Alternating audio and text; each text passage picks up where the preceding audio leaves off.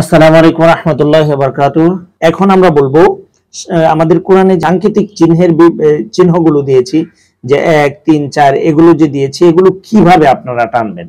সম্মানিত পাঠক, আমরা এখানে যে হরকতের উপরে যেখানে এক লেখা আছে সেখানে এক আলিফ টানতে হবে। এক আলিফ কিভাবে টানবেন এই দেখেন, আমরা আরবিতেও যেরকম এক আলিফের যেখানে এক আলিফ টান সেখানে আরবির উপরে এক দিয়েছি, যেখানে আপনার বাংলার উপরেও কিন্তু এক দেওয়া আছে। যেমন এই যে নাকসুহা, যেরকম একটা আঙ্গুল নিচে নামাইতে এবং উপরে উঠতে যতক্ষণ সময় লাগে এতটুকু সময় এক আলিফ টান বলা হয়। এভাবে এক আলিফ টানের উচ্চারণটা দিবেন।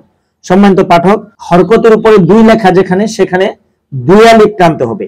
আর দুই আলিফ টান আমাদের এই ফুল কোরআনে খুব কম জায়গায় দেখা যায়। হরকতের উপর তিন লেখা যেখানে সেখানে তিন আলিফ টানতে হবে।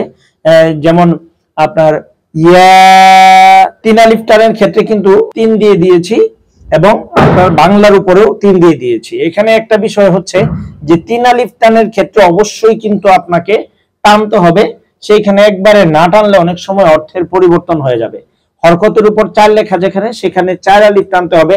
যেমন উলাইকা, দেখেন লার উপরে আরবিতেও চার দেওয়া আছে, বাংলা উচ্চারণের উপরেও চার দেওয়া আছে। যে হরকতের উপরে তিনের ভিতরে এক লেখা যেখানে সেইখানে থামলে তিন আলিফ টানতে হবে, এবং যদি আপনি না থেমে একেবারে মিলিয়ে পড়তে যান তাহলে এক আলিফ টানতে হবে। সম্মানিত পাঠক, হরকতের উপর গুল চিহ্ন এক যেখানে সেখানে থামলে এক আলিফ টানতে হবে, না থামলে কোনো টানা যাবে না, পড়ে যেতে হবে। যেমন জামিআ, এখানে না যদি থামেন তাহলে আপনার এটা পড়াটা দীর্ঘ টেনে টেনে আপনার অন্য এই হরফের সাথে মিলিয়ে পড়তে হবে, টানা যাবে না।